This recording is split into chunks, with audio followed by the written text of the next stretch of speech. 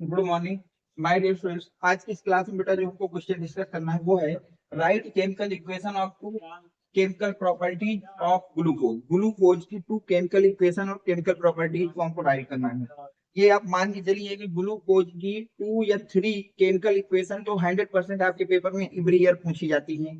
इसलिए अगर मैं इसी क्वेश्चन की बात करूं तो ये लेटेस्ट क्वेश्चन है बेटा 2025 का, जो पूछा गया था सेट नंबर 347 केबी में। किसमें पूछा गया था बेटा? 347 केबी में। क्वेश्चन क्या था? Write chemical equation of two chemical properties of glucose. Two आपको केमिकल इक्वेशन लिखना है किसकी? ग्लूकोज की टू केमिकल प्रॉपर्टीज की। तो लिखेंगे two important chemical properties of glucose are oxidation and reduction.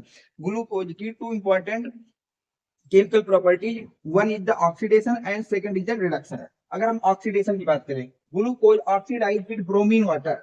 Bromine water के साथ अगर हमने ग्लूकोज को ऑक्सीडाइज कराया, जो कि आपका कैसा होता है बेटा? माइल्ड ऑक्सीडाइजिंग एजेंट होता है। जो ग्लूकोज होता है वो ब्रोमीन वाटर होता है, कैसा होता है बेटा? माइल्ड ऑक्सीडाइजिंग एजेंट होता है। तो जब हम इसकी रिएक्शन ग्लूकोज को ऑक्सीडाइज कराते हैं with the bromine water to gets gluconic acid, तो वहां से आपको क्या ऑब्टेन होता है बेटा? Gluconic acid. इसको लर्न रखिएगा कि ग्लूकोज का ऑक्सीडेशन, ग्लूकोज का ऑक्सीडेशन ब्रोमीन वाटर के साथ कराने पर हमको ग्लूकोनिक एसिड मिलता है। क्या मिलता है बेटा? ग्लूकोनिक एसिड मिलता है। ब्रोमीन वाटर कैसा ऑक्सीडाइजिंग एजेंट है? माइल्ड ऑक्सीडाइजिंग एजेंट है। अब हम आते हैं रिएक्शन पे बेटा। ठीक है, मैं यहाँ पे आपको करके दिखा रहा हूँ, ध्यान से नोट करिएगा। ये है ग्लूकोज। सबसे पहले ग्लूकोज की संरचना बनाना सीखिएगा। इस कंपाउंड को हम लोग कहते हैं बेटा डी प्लस ग्लूकोज।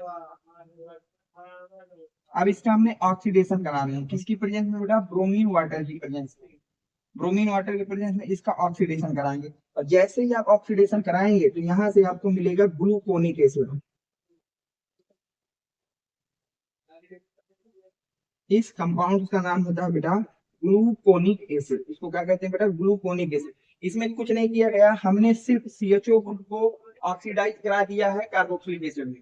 ठीक है, एल्डिहाइड ग्रुप को हमने चेंज कर दिया इसमें बेटा कार्बोक्सिलिक में, कार्बोक्सिलिक एसिड में। और सेम चीज है नीचे का जैसा है वैसा ही आपको लिख देना। तो याद रखना टी प्लस ग्लूकोज का ऑक्सीडेशन कराने पर आपको ग्लूकोनिक एसिड ऑब्टेन होता है। नोट करिए पहली रिएक्शन, बात करते हैं सेकंड की।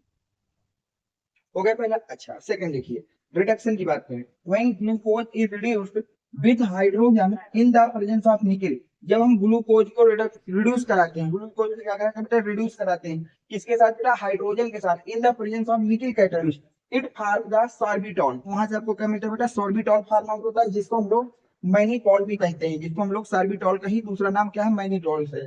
अब मैं बात करता हूँ रिएक्शन की रिएक्शन कैसे होगी, तो ध्यान से देखिए बेटा। ये मेरा हो गया बेटा ग्लूकोज।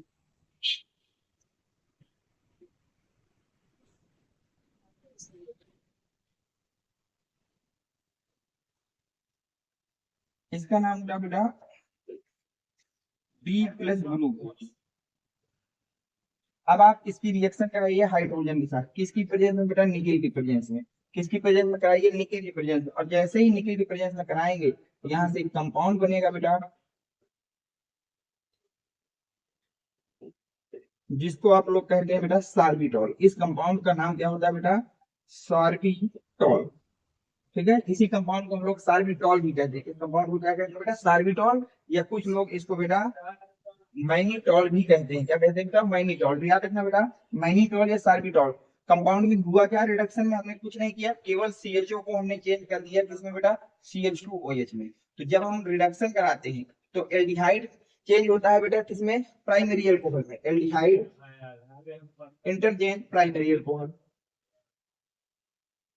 और जब आप ऑक्सीडेशन कराते हैं तो प्राइमरी अल्कोहल चेंज हो जाता है किसमें बेटा? रिएक्शन में। तो ये आपका इस क्वेश्चन का आंसर था। उम्मीद करता हूँ कि ये क्वेश्चन आपके समझ में आया होगा। अगर कोई डाउट हो तो कमेंट सेक्शन में जरूर पूछ लीजिएगा बेटा।